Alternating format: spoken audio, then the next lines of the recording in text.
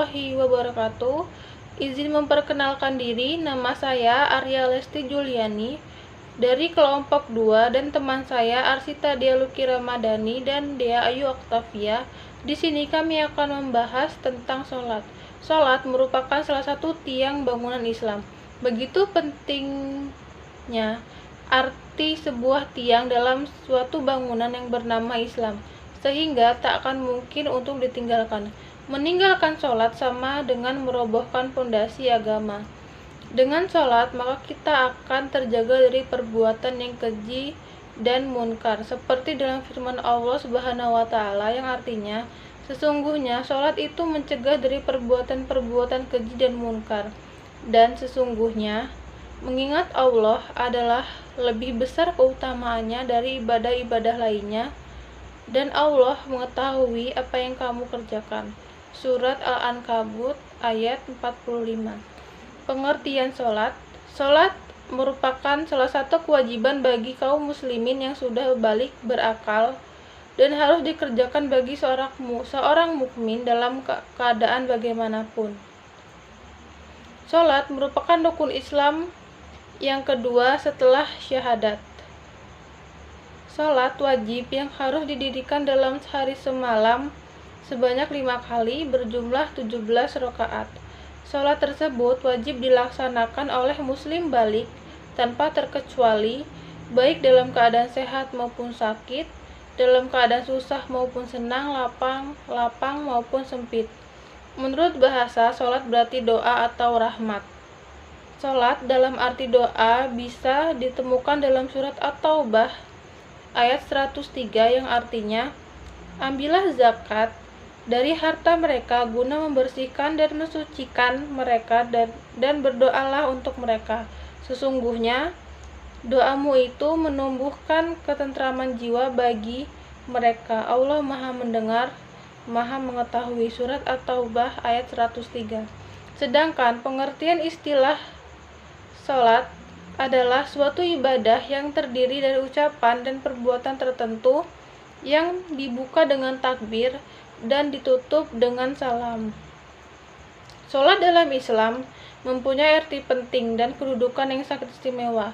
Pentingnya sholat, kedudukannya antara lain, yang pertama, sholat merupakan ibadah yang pertama kali diwajibkan oleh Allah Subhanahu wa Ta'ala, yang perintahnya langsung diterima oleh Rasulullah SAW pada malam Isra dan Mi'raj. Perihal ini dijelaskan dalam surat Al-Asra ayat 1 yang artinya, Maha suci Allah yang telah menjalankan hambanya Muhammad pada malam hari dari Masjid Al-Haram di Mekah ke Masjid Al-Aqsa di Palestina. Kekuasaan dan kebesaran kami sesungguhnya Allah jualah yang maha mendengar lagi maha mengetahui. Surat Al-Isra ayat 1. Salat merupakan tiang agama. Nabi Muhammad SAW bersabda, pokok perkara adalah Islam, tiangnya adalah salat, dan puncaknya adalah jihad. Yang kedua, salat merupakan amalan yang pertama kali dihisab pada hari kiamat. Nabi SAW bersabda, amalan yang pertama kali dihisab seorang hamba pada hari kiamat adalah salat. Hadis riwayat At-Tirmizi, Al-Nasai, Ibnu Majah, Ahmad, dan Al-Tabrani. Yang selanjutnya, syarat wajib sholat. Yang pertama itu ada beragama Islam. Amalan orang kafir tidak diterima oleh Allah. Amalan kebaikan apapun yang dia lakukan, dalilnya adalah firman Allah yang artinya, tidaklah pantas orang-orang musyrik memakmurkan masjid-masjid Allah, sedang mereka mengakui bahwa mereka sendiri kafir. Itulah orang-orang yang sia-sia pekerjaannya dan mereka kekal di dalam neraka. Surat At-Taubah ayat 17. Yang selanjutnya itu balik, maksudnya sudah cukup umur untuk melakukan segala sesuatu yang sifatnya wajib. Batas balik untuk seorang laki-laki adalah ketika anak tersebut mengalami mimpi basah, atau ketika anak tersebut berusia kurang lebih 15 tahun. Sedangkan bagi perempuan, batas baliknya ketika keluarnya darah haid sekitar umur 9 tahun. Yang selanjutnya, berakal sehat. Berakal yaitu tidak dalam keadaan gila atau kehilangan akal. Orang yang gila atau mabuk yang menyebabkan hilangnya akal tidak diwajibkan untuk sholat. Seperti yang dijelaskan dalam surat An-Nisa ayat 43, yang artinya, hai orang-orang yang beriman, janganlah kamu mendekati sholat sedang kamu dalam keadaan mabuk sehingga kamu mengerti apa yang kamu ucapkan. Yang selanjutnya itu ada tamyiz. Tamyiz atau mumayyiz di sini maksudnya usia yang mulai bisa membedakan antara yang baik dan yang benar dan yang salah, serta yang halal dan yang haram. Lawannya adalah anak-anak, batasnya adalah umur 7 tahun, kemudian dia diperintahkan untuk sholat. Dalilnya adalah sabda Rasulullah SAW yang artinya, perintahkanlah anak-anak kalian sholat ketika berumur 7 tahun, dan pukullah mereka ketika berumur 10 tahun, dan pisahkan tempat tidur mereka. Yang selanjutnya ada syarat sah sholat. Syarat sah sholat adalah hal-hal yang menjadi penentu keabsahan sholat, namun bukan bagian dari sholat. Berbeda dengan rukun yang merupakan bagian sholat. Syarat sah sholat ada 5, diantaranya yang pertama rafa'ul hadas. Rafa'ul hadas atau menghilangkan hadas atau suci dari hadas kecil dan besar, ini wudhu yang telah dikenal. Rasulullah SAW dalam sebuah hadis bersabda yang artinya, Allah tidak akan menerima sholat salah seorang di antara kalian jika berhadas sampai dia wudhu. Yang selanjutnya suci badan, tempat, dan pakaian. Bersih dari najis ini mewajibkan mengeluarkan najis dari 3 hal: dari tubuh seseorang, dari pakaian seseorang, dan dari tempat sholat. Yang selanjutnya siratul aurat.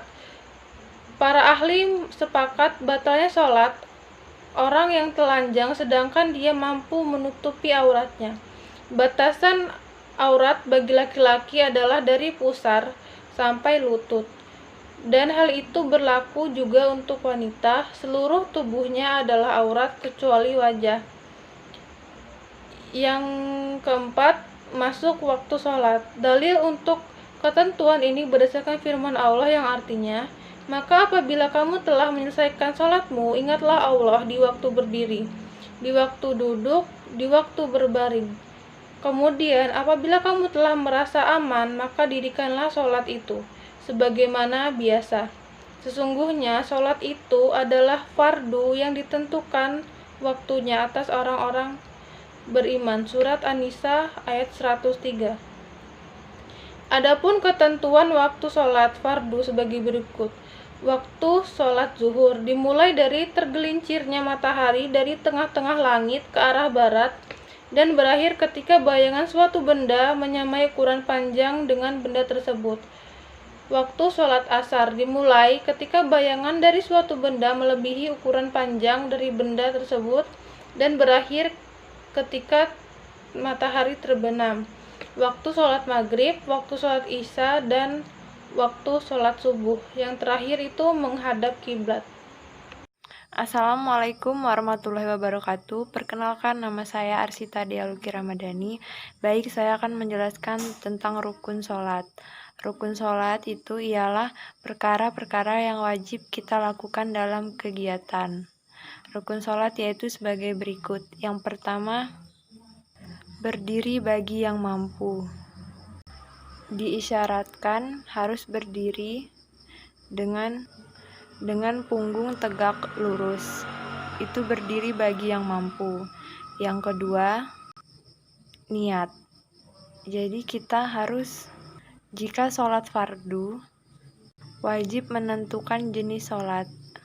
Semisalnya zuhur atau asar, juga wajib niat fardu. Harus menyandarkan kepada Allah Subhanahu wa Ta'ala, yakni lillahi ta'ala. Sedangkan niat harus dikerjakan dengan hati. Melafalkannya sebelum takbir adalah sunnah. Yang ketiga, takbiratul ihram. Keadaan telapak tangan ketika melakukan takbiratul ihram, yaitu dengan membentangkan tangan secara sempurna dan tidak menggenggam jari tangan tidak terlalu lebar ataupun terlalu rapat membukanya. Yang keempat, membaca surat Al-Fatihah. Dalam setiap rakaat sholat, seseorang wajib membaca surat Al-Fatihah, termasuk basmalah serta bacaan tasyid. Al-Fatihah yang berjumlah 13 tasyid. Dalam membaca Al-Fatihah wajib tertib secara berturut-turut. Yang kelima, ruku dengan tumakninah. Ruku harus dilakukan secara tumakninah, yakni sekira gerakan bangun dari ruku sudah terpisah dari gerakan menuju ruku. Ruku yang paling sempurna ialah dengan meluruskan punggung dan leher. Yang keenam, i'tidal dengan tumakninah. I'tidal yaitu berdiri bangun dari ruku dengan cara berdiri tegak serta tumakninah dan tidak berniat selain i'tidal. Yang ketujuh, sujud dengan tumakninah. Standar minimal sujud ialah dahi menempel pada lantai tempat sholat. Yang kedelapan, duduk di antara dua sujud dengan tumakninah. Dilakukan dengan bertakbir, duduk pada tasyahud awal, serta melakukan kedua tangan dekat dengan kedua lutut. Jari-jari tangan dibuka serta mengarah ke kiblat. Yang kesembilan, tasyahud akhir. Di rakaat terakhir sholat, sebelum salam harus melakukan tasyahud akhir. Yang ke-10, membaca tasyahud akhir. Yang ke-11, membaca sholawat atas Nabi Muhammad. Yang ke-12, salam. Yang ke-13, tertib. Tertib yaitu mengerjakan rukun sholat sesuai dengan urutannya. Baiklah, saya akan menjelaskan tentang sunnah dalam sholat. Sunnah-sunnah sholat adalah ucapan dan gerakan-gerakan sholat yang tidak termasuk dalam rukun sholat. Sunnah-sunnah sholat terdiri dari sunnah abad dan sunnah hayat. Sunnah abad adalah awalan, sunnah abad adalah amalan, sunnah dalam sholat yang apabila terlupa harus diganti dengan sujud sahwi. Sunnah hayat adalah amalan sunnah dalam sholat yang apabila terlupa tidak perlu dilakukan sujud sahwi. Baiklah, itu yang dapat saya sampaikan. Saya mohon maaf bila ada salah kata dalam penyampaian. Terima kasih. Wassalamualaikum warahmatullahi wabarakatuh.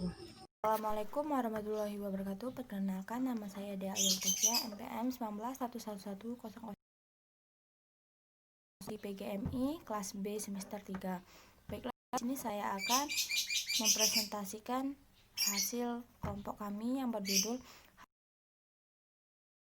Adapun hal-hal yang membatalkan sholat ialah yang pertama, berbicara dengan kalam atau ucapan manusia, yang artinya dari Zain bin Arkam, dia berkata, dahulu kami berbicara di dalam sholat.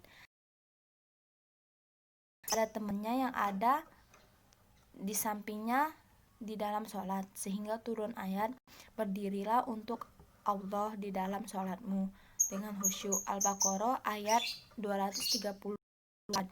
Kemudian kami perintahkan diam dan dilarang berbicara. Hadis riwayat Bukhari nomor 100.200, Nasai 3 Riwayat Muslim nomor 539, Tirmizi nomor 403, dan Abu Daud nomor 936. Yang kedua, perbuatan yang banyak. Para ulama ijma bahwa melakukan perbuatan yang banyak yang tidak termasuk perbuatan sholat membatalkan sholat itu sendiri, sebab hal itu merubah tataan sholat serta menghilangkan rasa khusyuk. Gerakan yang memenuhi 3 syarat: yang pertama gerakannya yang banyak, yang kedua berturut-turut, dan yang ketiga dilakukan bukan dalam keadaan darurat. Yang ketiga, hadas. Hadas adalah kondisi di mana tidak dalam keadaan suci bagi orang yang sudah balik atau berakal sehat, karena datangnya sesuatu yang ditetapkan oleh hukum agama sebagai membatalkannya keadaan suci. Yang artinya, Ban bin Tamim dari pamannya bahwa seorang laki-laki mengadu kepada Rasulullah SAW bahwa dia mendapati sesuatu di dalam sholat. Maka beliau menjawab, janganlah dia berpaling sehingga mendengar suara atau berbau. Hadis riwayat Bukhari nomor 137 dan Muslim nomor 361. Yang keempat, terkena najis, baik badan maupun pakaian, kecuali segera ditanggalkannya Rasulullah SAW. Yang artinya, sesungguhnya Jibril SAW, beliau menyampaikan bahwa di kedua sendalku ada kotoran. Hadis riwayat Abu Daud nomor 605 dan disahkan Albani. Yang kelima, terbukanya aurat. Jika aurat orang yang sholat terbuka sedikit, sholatnya tidak batal. Ditegaskan oleh Ahmad dan pendapat Abu Hanifah, sementara Asy-Syafi'i mengatakan sholatnya itu batal karena itu hukumnya terkait aurat, sehingga sama saja sedikit maupun banyak. Yang keenam, meninggalkan rukun, yang artinya dari Abu Hurairah bahwa Nabi SAW masuk masjid, lalu seorang laki-laki lalu dia datang, kemudian mengucapkan salam kepada Nabi SAW. Maka Nabi SAW menjawab salamnya, kemudian bersabda, kembalilah lalu sholatlah, sesungguhnya engkau belum sholat. Hadis riwayat Bukhari nomor 793 dan Muslim nomor 397. Yang ketujuh, berubah niat. Seseorang yang sedang sholat lalu tiba-tiba niatnya berubah, maka sholatnya menjadi batal. Yang dimaksud dengan berubahnya niat di sini adalah bila memiliki niat untuk menghentikan sholat yang sedang dilakukan di dalam hatinya, maka saat itu juga sholatnya telah batal. Maka seorang melakukan sholat bila kehilangan salah satu rukun atau syarat sah sholat, otomatis sholatnya pun menjadi rusak alias batal. Yang kedelapan, makanan atau minuman. Mahaz al-Malikiyah membedakan antara makan dan minuman yang disengaja dengan yang terlupa. Makan dan minum dengan sadar dan sengaja tentu membatalkan sholat. Namun bila makan dan minum itu dilakukan tanpa sadar alias lupa, maka sholatnya tetap sah. Hal ini persis dengan bila orang berpuasa dan terlupa sehingga memakan makanan di siang hari. Mazhab Asy-Syafi'ah mengatakan bila orang menelan makanan atau minum meski jumlah sangat sedikit atau kecil tetap saja membatalkan sholat, bahkan meski dia tidak menginginkannya. Mazhab Al-Hanabilah membedakan antara sholat fardu dengan sholat sunnah. Orang yang sedang melakukan sholat fardu, bila dia memakan sesuatu atau meminumnya, maka sholatnya batal, meskipun yang dimakannya itu sedikit. Yang kesembilan, murtad. Orang yang sedang melaksanakan sholat lalu tiba-tiba murtad, maka batallah sholatnya. Yang kedua, waktu yang dilarang untuk sholat. Di dalam fikih Islam ditentukan adanya beberapa waktu di mana seseorang tidak diperbolehkan melakukan sholat di dalamnya. Syekh Salim bin Sumair Al-Hadirami dalam kitabnya Safinatun Najah menyebutkan 5 waktu yang diharamkan untuk sholat, sedangkan Syekh Muhammad Nabawi Banten dalam kitabnya Kasyifatus Sajah menjelaskan kelima waktu tersebut sebagai berikut. Yang pertama, terbitnya matahari. Waktu haram sholat yang pertama ini dimulai sejak terbitnya matahari sampai dengan meningginya sekira dengan ukuran tombak. Yang kedua, waktu istimewa. Waktu istimewa sampai dengan tergelincirnya matahari selain hari Jumat. Waktu istimewa adalah di mana posisi matahari tepat di atas kepala. Pada saat itu berada pada posisi ini diharamkan melakukan sholat. Yang ketiga, ketika matahari berwarna kuning sampai dengan tenggelamnya berdasarkan hadis dan riwayat oleh Imam Muslim, artinya ada 3 waktu yang dimana Rasulullah SAW bersabda melarang kita sholat dan mengubur jenazah di dalamnya ketika matahari terbit sampai meninggi, ketika unta berdiri di tengah hari, waktu tengah hari sampai matahari condong, dan ketika matahari condong menuju terbenam hingga terbenam. Yang keempat, setelah melakukan sholat subuh sampai terbitnya matahari. Keharaman sholat pada waktu ini berlaku bagi orang yang melakukan sholat subuh secara adaan atau pada waktunya. Yang kelima, setelah melakukan sholat asar sampai dengan terbitnya matahari, sebagaimana diharamkan melakukan sholat setelah sholat subuh. Di atas juga diharamkan melakukan sholat bagi orang yang telah melakukan sholat asar secara adaan atau pada waktunya. Rasulullah SAW bersabda, yang artinya tak ada sholat setelah subuh sampai matahari meninggi, dan tak ada sholat setelah asar sampai matahari tenggelam. Hadis riwayat Imam Bukhari. Perlu kita ketahui juga bahwa keharaman melakukan sholat di 5 waktu tersebut tidak berlaku di tanah suci Mekah, yang artinya di tanah suci Mekah seseorang diperbolehkan melakukan sholat apapun di waktu kapanpun yang ia mau, termasuk di salah satu yang diharamkan. Ini berdasarkan sabda Rasulullah SAW bersabda, yang artinya jangan kalian larang seseorang bertawaf dan sholat di rumah ini Ka'bah kapanpun ia mau, baik siang maupun malam. Hadis riwayat Nasa'i.